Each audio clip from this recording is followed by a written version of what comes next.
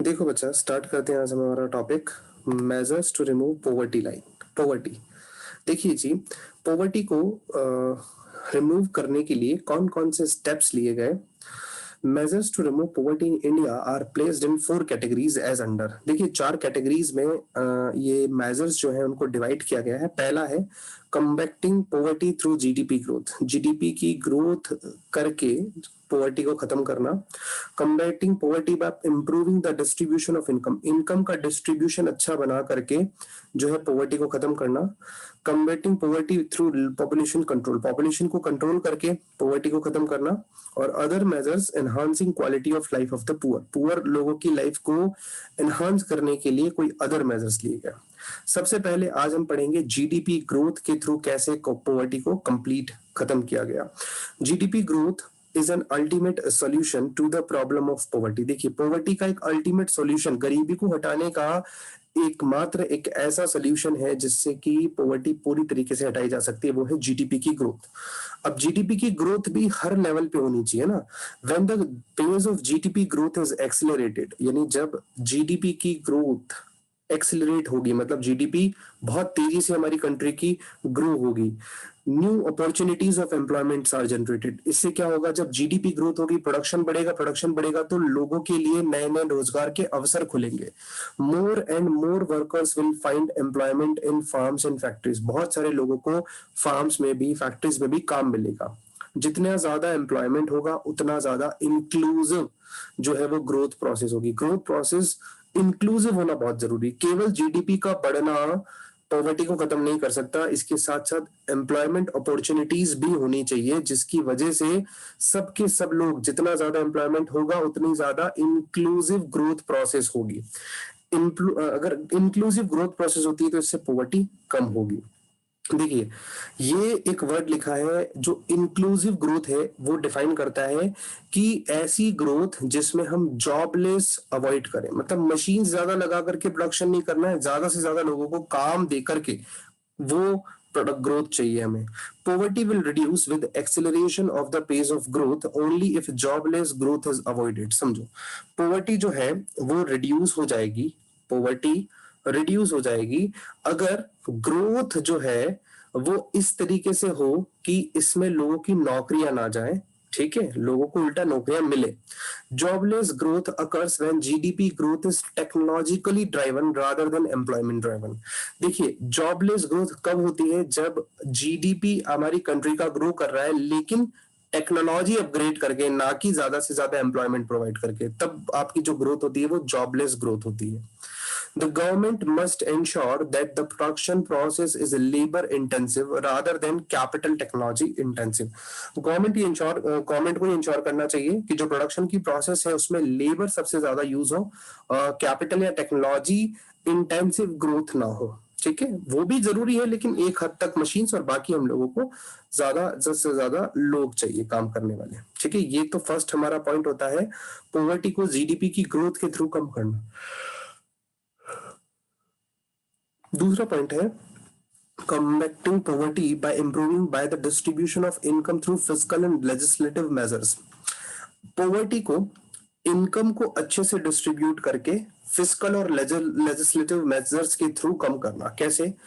Poverty can be combated by improving the distribution of income through fiscal and legislative measures. Poverty को क्या करना, कम करना कैसे? Income को डिस्ट्रीब्यूशन अच्छे से अच्छे करके। ठीक है, पहले दो मेजर्स है इसमें, फिस्कल और एक है लेजिस्लेटिव। फिस्कल मेजर्स में क्या है, सरकार की टैक्सेशन पॉलिसी आती है। Fiscal measures refers to the policy of taxation and subsidies. Fiscal policies में सरकार की टैक्स और सब्सिडी की पॉलिसी आती है। इनकम डिस्ट्रीब्यूशन को इक्वल कैसे बनाए, अमीरों से टैक्स लेके गरीबों को सब्सिडी दो, आसान भाषा में। तो government places greater reliance on a progressive tax structure, it implies a higher tax on rich and while poor are the exempted. सरकार ने प्रोग्रेसिव टैक्स स्ट्रक्चर को अपनाया। इस प्रोग्रेसिव टैक्स स्ट्रक्चर के अकॉर्डिंग जो अमीर आदमी है उस पर ज्यादा टैक्स लगाया जाएगा, जो गरीब है उसको टैक्स से मुक्त कर दिया जाएगा, उस पर टैक्स नहीं लगेगा। जो भी सरकार को टैक्स की प्राप्ति होगी अमीरों से, उस टैक्स को सरकार सब्सिडाइज्ड परचेजेस करने में हेल्प करेगा। जो पुअर सेक्शन है उनको सब्सिडी में गुड्स अवेलेबल करवाएगा। जैसे गेहूं 2 रुपए किलो अवेलेबल करवाएगा। बेटा गेहूं 2 रुपए किलो है थोड़ी, 25-30 रुपए किलो सरकार किसानों से खरीदती है। देती क्या भाव है? 2 रुपए किलो। किनको? गरीबों को। क्यों? बाकी का 28 और बाकी का अमाउंट जो है वो कहां से आता है? वो जो टैक्स लिया है ना, प्रोग्रेसिव टैक्स, वहीं से आता है। आई बात समझ में? Next is capital grant are offered to the poor for construction of their houses besides grant for self employments। देखिए, साथ में सरकार जो गरीब लोग हैं उनको घर बनवाने के लिए पैसा उधार दे रही है, ब्याज फ्री लोन दे रही है, मतलब जिस पर इंटरेस्ट नहीं लेगी सरकार। इसके साथ साथ सेल्फ एम्प्लॉयमेंट जो है उसे प्रमोट कर रही है कि सेल्फ एम्प्लॉयमेंट के लिए भी लोन दिए जाएंगे। 1 मिनट वेट करना बच्चा ना। Now comes to the capital grants. सरकार ऑफर कर रही है, मतलब गरीब लोगों को घर बनवाने के लिए, और उल्टा जो लोग अपना खुद का व्यवसाय करना चाहते हैं, बिजनेस करना चाहते हैं, उनको भी लोन सरकार प्रोवाइड कर रही है। तो ये तो है फिस्कल मेजर्स जिसके थ्रू इनकम के डिस्ट्रीब्यूशन को इक्वल बनाया जाएगा। Next is legislative measures. Legislative measures क्या होते हैं बेटा? Legislative measures refers to minimum wage act, making it mandatory for the employers to offer the stipulated minimum wage to the employees। समझो, legislative measures मतलब legal actions। सरकार क्या कर रही है कि जो एक वेज एक्ट बनाया, मिनिमम वेज एक्ट, जिसके तहत कम से कम 500 या 1000 जो भी उनका अमाउंट है उतना रुपया तो देना पड़ेगा किसको? जो भी वर्कर है उसको। ठीक है, कौन देगा? एम्प्लॉयर देगा। अगर नहीं देता है तो उस पर केस बनेगा। ठीक है, ये बात समझ आ रही है? Next is legislative measures also include such policies as of price floor for the purchase of farm output। legislative measures में एक पॉलिसी ये भी है जिसमें कि सरकार किसानों से जो प्रोडक्ट्स हैं, मतलब सरकार तो खरीदेगी फार्म प्रोडक्ट, लेकिन जो बाहर का कोई व्यक्ति खरीदेगा फार्म के प्रोडक्ट तो उसकी भी एक मिनिमम प्राइस तय कर दी है, उसे बोलते हैं प्राइस फ्लोर। ठीक है, this refers to the stipulated minimum price that must be offered to the farmers for the purchases of their output. Output खरीदने के लिए जो मिनिमम प्राइस फार्मर्स को देना पड़ेगा उसे तय कर देना प्राइस फ्लोर कहलाता है।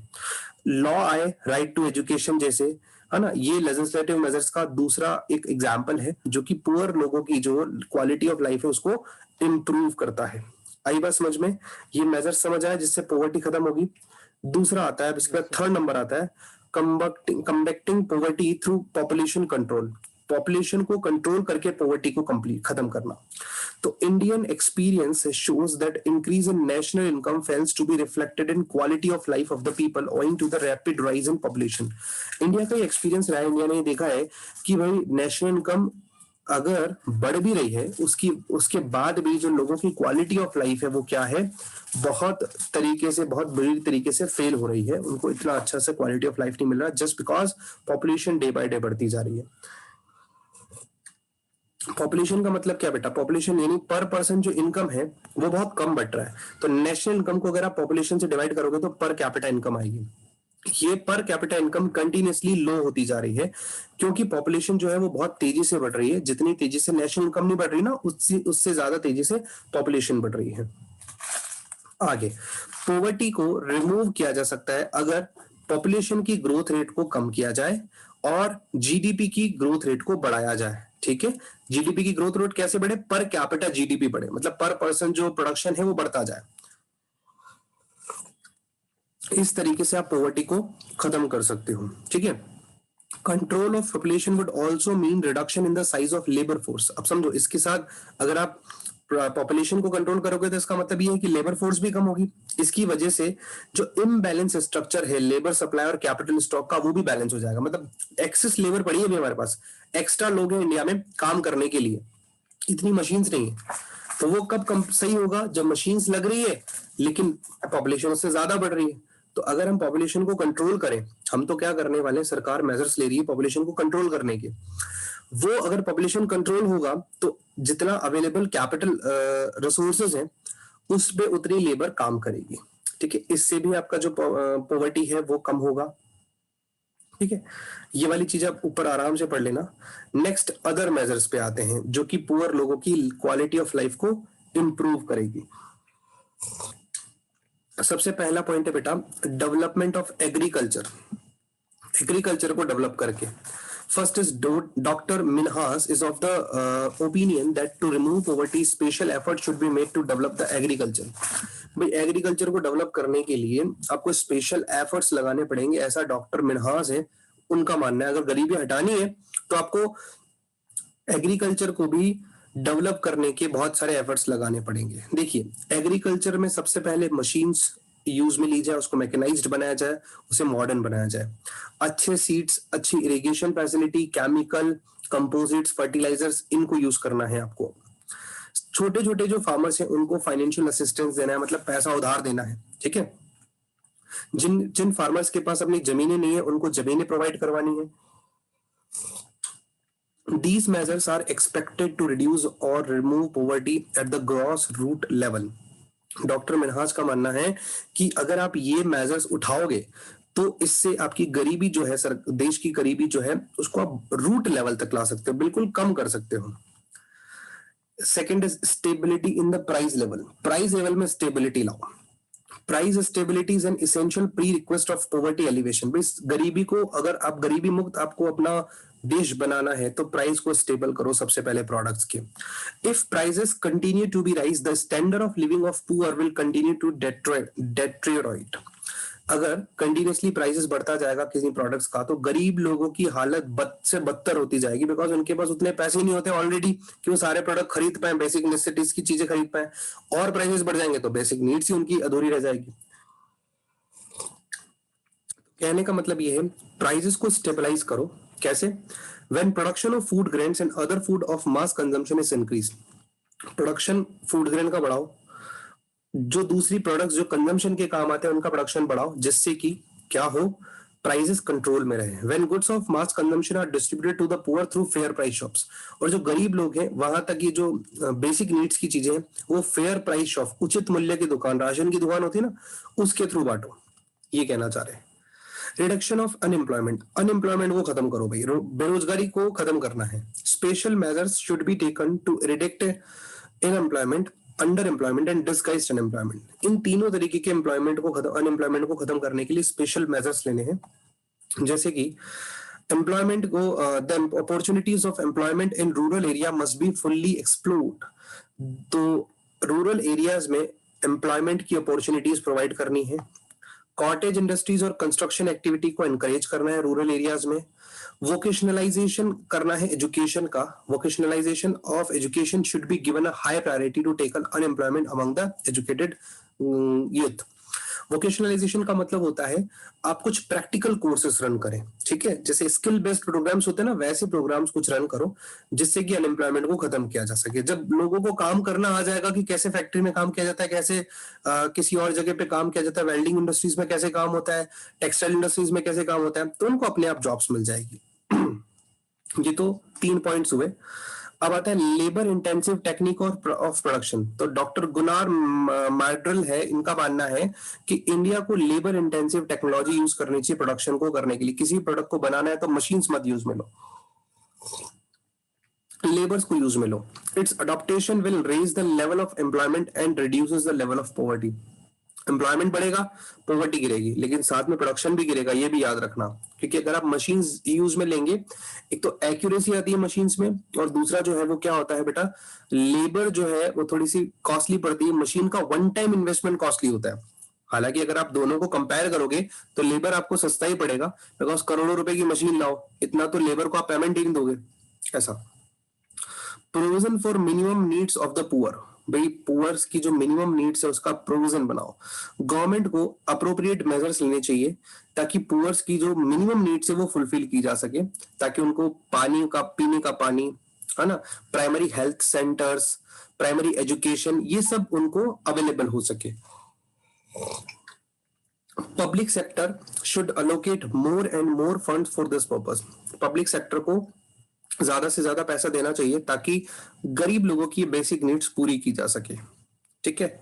Special focus on backward region, जो पिछड़े इलाके हैं उन पे ज्यादा फोकस करना है। तो government should offer special concession and facilities to extremely backward and poor regions like Odisha, Nagaland, UP और बिहार। गवर्नमेंट को स्पेशल कंसेशन देने चाहिए जब कोई व्यक्ति यहाँ आकर के अपनी फैक्ट्री लगाता है, कोई प्रोडक्शन एक्टिविटी करता है। तो इससे क्या होगा, प्राइवेट इन्वेस्टमेंट भी इंकरेज होगा कि वो उन जगहों पे जाकर के पैसा इन्वेस्ट करेंगे, बिकॉज वहां पे लेबर भी चीप रेट पे मिल जाएगी आपको, और दूसरी चीज क्या है, आपको स्पेशल कंसेशन भी गवर्नमेंट दे रही है। ठीक है, next is opportunities for self employment. सरकार को सेल्फ एम्प्लॉयमेंट को प्रमोट करना है, यानी लोग अपना खुद का व्यवसाय करें।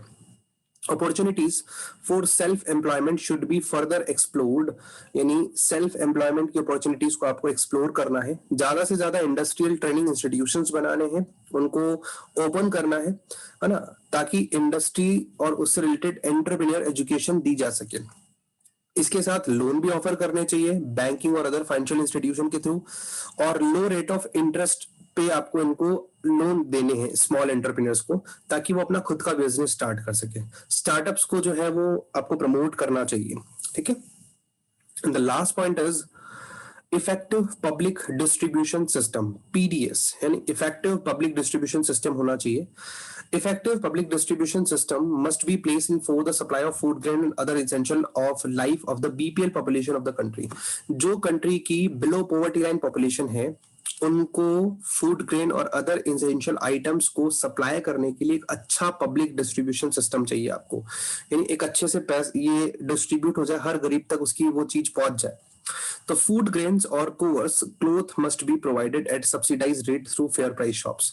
भाई फूड ग्रेन भी देना है और आपको दालें वाले देनी है, सस्ते सस्ते से कपड़े देने हैं, ये तो खैर नहीं मिलते कपड़े वपड़े, तो इनको फेयर प्राइस शॉप्स के थ्रू अवेलेबल करवाना है, और ये गवर्नमेंट के डायरेक्ट कंट्रोल में होनी चाहिए फेयर प्राइस शॉप्स। ठीक है,